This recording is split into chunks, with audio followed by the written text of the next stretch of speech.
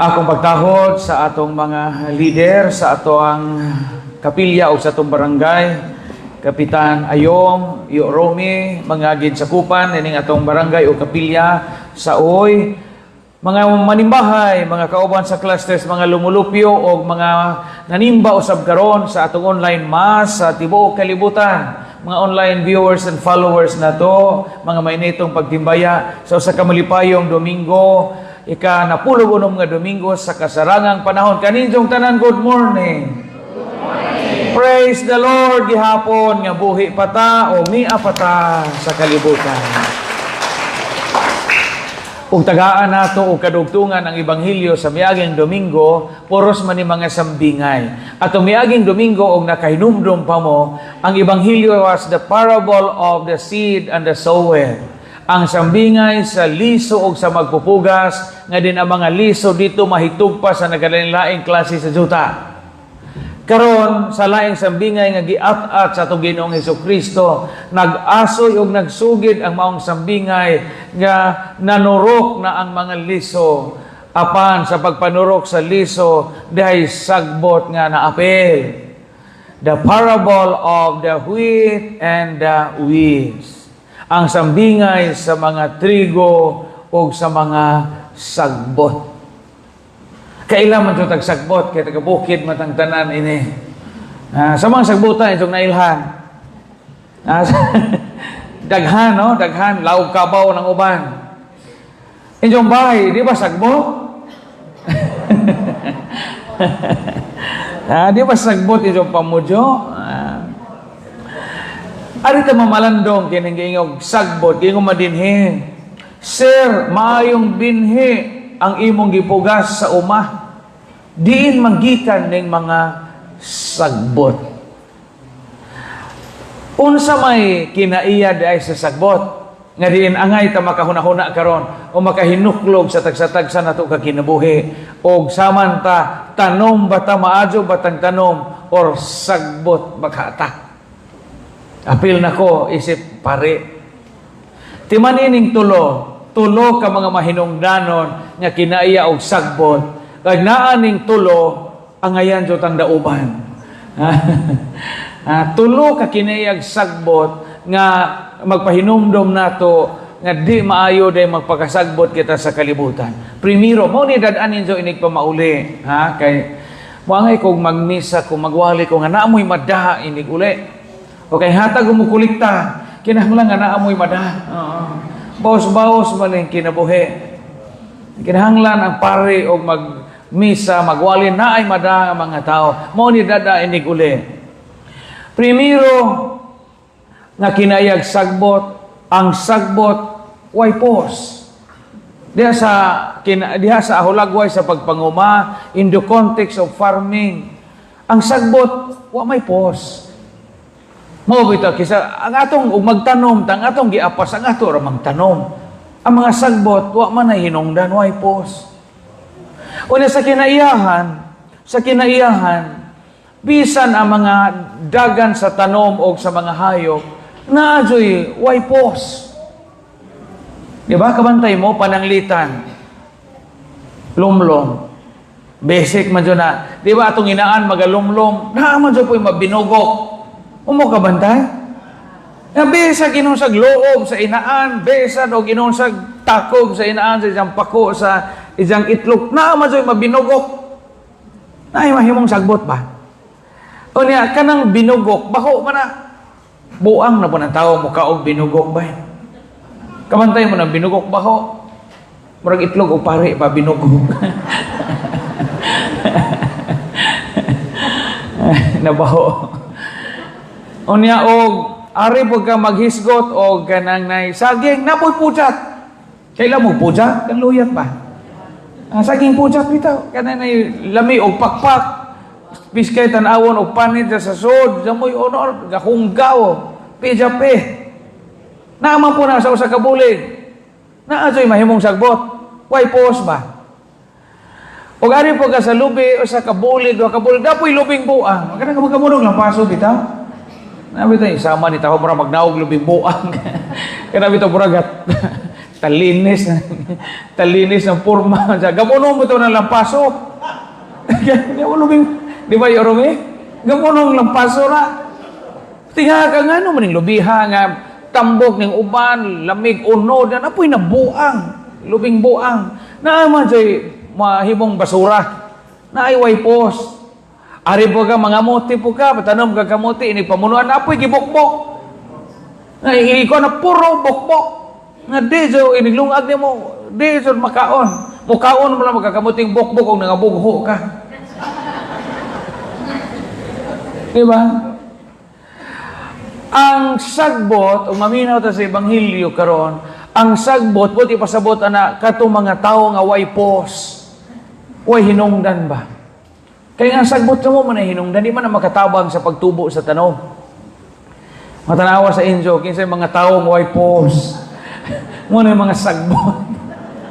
Kaya mga bana, mga palahubog nga, di ganun mangitag asag ipalit o diaper o gatas ilang mga anak. Kaya maadyo lang mamutabikong nito magabi, mga wa na ipos. Daghang mga tao way pos arong panahon. Kabantay mo karon sa Facebook, kakadaghan na gini mga buy-bust operations, no? Grabe, kanang, unsa naman tayo yun, nga puro naman siyabo ni atong palibot. Atong miyaging hapon ba to, the other day, dihay nadakpan sa Dawis, nabitaw sa DYRD o sa DYTR nga balita o sa Facebook. Pila ba to? 1.7 million ba to nga siyabo? Ang mga buy-bust karon by minilyon na ang siyabo. Dili na kayo usa ka gramo, tunga gramo, minilyon. Na matinga ka, hapit ka na, tulo ka adlaw, na ay buy-bust, na ay madakpan daghang siyabo, na di mahurot ang supply sa siyabo. Mo tala kinsa may ga pajuhot ani nga di man mawa na yung supply. Lami ang tagi pang buy-bust kato jung may utok. Wa man. Daghang mga tao nga mga way pos, mga way hinungdan sa kalibutan. Mo tanawa, ha, iabot niyo sa injo kana mga taong way pos. Adto pud hilo kay gabaan ta. Inagwa kay pos sagbot ka. Ingon sa padapan niya. Yan ang mga tao nga kusog mo kaon sa dito ka maong buhat. Ang way pos ko sa katiling ba. Ang gahatag na isang kalisdahan, gahatag o kapait sa isang kinabuhi. Kanang mga way pagpakabana. Mga tao mo ay pos. Mo ni mga sagbot. Mo na primirong kinaiyag sagbot. I hope naka-relate mo sa gospel karon. Ikaduha, ang sagbot mo ilog sa katambok o sustansya sa juta. Tinood na no? Tinood na kay kadyang-udyango man si iyo o kamo. Mao bitaw nga sa gagmay pata, duha ka mga mahinungdanong buhat ang atong ipatrabaho sa atong ginikanan, labi na jog bakasyon. Number 1, sagibo. Number 2, kamot. Tipangamot pa ba mo? Kamong gabasak tipangamot mo. Kada kay kayon bitaw nang kanang humay bitaw nga hinglawin na kalingawag kamas-kamas nimo aron makuha ng sagbot. Og sa gibo kanang imong basak imong kuha ang sagbot anang daplin aron mahinlo. Ang sagbot mo ilog na sa vitamin sa juta nga para unta sa imong tanom. Mo nga imo ng bungayan, imong kamutihan imong bungayan, imong maisan imong bungayan, imuhang humay imong kamutan, arway sagbot nga motubo, aron ang vitamin gikan sa guano, ang sustansya sa juta gikan sa dahon nga nalata og sa mga taig-kabaw nga imong giabuno sa imong garden, di mailog sa sagbot. Kay ang batasan jud og sagbot moilog na sa katambok o sustansya sa juta nga imbis ang imong tanom mo ay mo tambok tungod sa sagbot ang imong tanom maoy galunos. Sabot mo galunos? Sa may galunos? Ganiwang. Naitos ang katambok. Kana mga tao nga moilog sa katambok o sa mga sustansya nga para nato, mo ni mga tao pod nga sagbot, murag sagbot. Tanaw bitaw karon maguna-huna ka kanang ako mo tanaw bitaw ko sa Facebook, masungot ko kadugayan. Kana bitaw daghang mga korupsyon na karon na po'y anomalya sa SEA Games nga binilyon dai pud kuno to katong SEA Games bitaw. Okay, abi makuog sa ang korupsyon naa sa mga infrastructure projects nato, mura magtanan na lang magahimo ini. Kung magunahuna ako ka ba, kanang giingon nilang malita, kanang kwarta nga kinaghanan nga naa sa pipilaran ka mga tao nato nga nabulahan, o kanang tanan o giangay pa nato, diyan mo man siguro squatter. O diyan mo siguro Pilipino nga gakalisod-lisod. Diyan mo ba? Kadaghanan ng kwartahan. Pero maulagi na, daghamang sagbot. Daghan mang muilog sa sustansya unta nga para natong tanan. Daghan mang muilog sa katambok unta sa Pilipinas nga para unta to sa mapahimuslan sa tanang Pilipino. Just imagine, pila man ang giingon nilang malita, una di na ra ba na nila i-deposit sa bangko kay masakpan man sila, kay na may amlak. Adto na na kuno nila matud pa sa makasaligang tinubdan, adto na na sa ilang mga kondominyo, magama sila dagkong kwarto nga na-evolve, adto dito ang mga kwarta. Just imagine, atong sweldo, pila ra itong kita kada adlaw. Ang isda, kita ka sa kaadlaw 400, ang isda nga, bisag dubok, nagpuwa mo rin, adis-adis, nagmata, 380 po kilo. 20 na lang may nahibilin na to. Ito'y paita kinabuhian. Kamu mga maestra din Ma'am Nora and Company, Ma'am Cherry Ann, pila may withholding tax ninyo? Muna ang dakuha ba Kamu nga trabaho, adyo ka ni pare kay Way Buhes. Way Buhes man in pare. Kamu nga trabaho, naamoy with automatic nga deduction. Ang pangutana, saa ka kadong na inyong withholding tax? Pila raghaana ang nadapat tungod sa sistema nato karon. Daghang mga tao nga mangilog sa katambok o sa sustansya nga para unta natong tanan. Mao na mga sagbot. Karon kadaghan sa mga ugangan, mga magtiadong tiguang nga gabay og lain sila hinglayas gan sa ila. Kay marama magkaadyo ilang binase. Hawod magkaadyo. Kaya sos nako baka kun daghan kog mga dusi tili kay buok nahibaw-an ho nga mga magtiayong tiguang na sila mo gisukdungan nila to yung daghanag dandahag kupras. Ilang bay nga dos andana binazi nga marama mo igapujo. Nga asawa sa ilang siman nga bana. Di man napakuan, di man palupig ag binazi. Sos tanan sila hinglagay gasugod sa uno ang mga tiguang. Nailugan in taon sila sa katambok sa ilang hinaguan sa una. Mao nga pagbantay sa mo mga sagbot. Kay kini mga sagbot mauni mo kaon sa katambok sa juta nga inyong hinaguan or inyong gipaningkamutan. Kamo gunihi mga tiguang kinsa may inyong pensyon, kamo ba'y nakapahimos? Pagbantay mo anak kay usahay atong pensyon atong mga anak mo kaon og lami kita bear brand nga tinaw nga atong gitunaw nila. Kung nakaingon ludya na isang dragway kay kuan na magamayng beer brand itong isang baso tinaw kaya aja ag injohang mga binazi nga mo tigkubra sa isang ATM mo'y nagapahimos kada buwan. Imagine na kamoy pensionado, kamoy wa kahibaw sa password sa isang ATM. Kaya di man mo kahibaw. Ini atong ATM kay di mo kay box sa buhaton ato man ang card so ibutang atong ilawom kay amo mo'y kalibutan. So sila mo'y nakapahimo sa inyong gihaguan pila mo katuig nga narbaho sa gobyerno. Mura mo tanom nga nailugan sa mga sagbot. Bantay ta ni anak kay kinaiyag sagbot mo ilog na sa katambok o sustansya sa juta. Mo nga kamo mo'y magniwang ang sagbot maoy nanambok. Bantay ta ni ana, ha? Magbantay ta ni ana. Ikatulo katapusan. Ang sagbot mupugong o mubabag sa paglambo, pagtubo sa tanom. Naay karaang pong din hingabaw, kahibaw pa ba mo, awong, giawngan. Kadungo po mo na? Very good, pakpak sa taga-oy, daghang tiguang. Pakpakan na to, daghang tiguang. Oo. Diyan mo na ibatanong kahibawan ngayang lectors na nga tawa sila. Di ba, miyo, Pader, wadyo katubog ang lubi kay giawngan.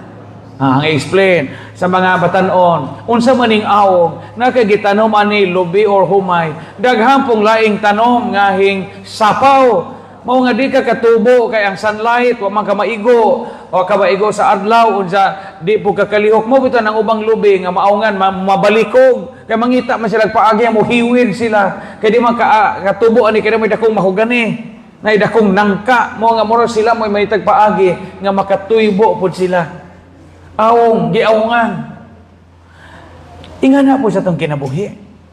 Ang mga sagbot mo, gawong na nato.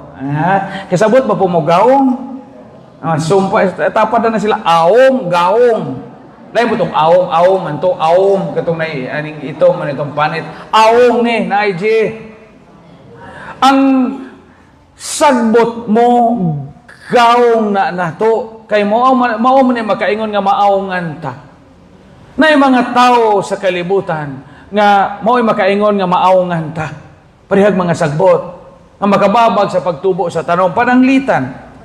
Daghan karon kay bawo mo karon, daghan mga tao karon nga nang-apply sila trabaho, qualified sila, mga bright, mga utukan, mga summa cum laude, mania cum laude. Ang ngayon ta sila ibutang sa maong posisyon, pero kisa may nabutang. Katong way hibang kaagan, pero ligon og baker. Makabantay ana ano mga bulok nga ligog bakir maoy nagdagkog ranggo kay ato maning tao pa rin amo maning tao ato maning partido ang ginabrightan in tao muna munang paning kamot perfect sa exam sa aman to na bagger atong mall diyan mo may bakir ingana ang employment system karon. So sa una ang basihan sa trabaho, credential. Kung angayan ba ka? Qualified ba ka karon? Di na tanan, di na ni si sarili nga qualification. Kay paligunay nig baker. Paligunay og baker. Og ligon kag baker besang pagkuwang pagpapel. Daghang mga panahon nga ikaw gyapon mabutang sa pwesto. Mura kag maawngan. Bisan ko, no? Bisan itong kinabuhi sa simbahan. Nga ni man eh. Kadaghan mga bana o kadaghan mga asawa nga gusto manginlabot sa simbahan. Di man makaek kay maawngan man sa ilang mga bana nga buguan. O sa mga asawa nga silosa. Iba gusto utang magkatikista, gustong mag-choir, gustong magli-minister, asawa pananglitan. Diyan isang silbihog misa sa uoy, alas 9. Sus, mo ba panuway po itong bana magpakaot, mapuglikod. Yung saong pag-serve, at mo po ipakaot o likod nga, tigsilbing misa. Diba? Maawngan ta. Mapawong ta o magawngan kita. Estudyante, maayo panglantaw ang usa ka estudyante. Gusto ko, Father, nga maka-abroad sa Canada. Gusto ko, Father, nga mahuman ko sa akong pagka-nurse, pagka-medtech, moadto ko Amerika.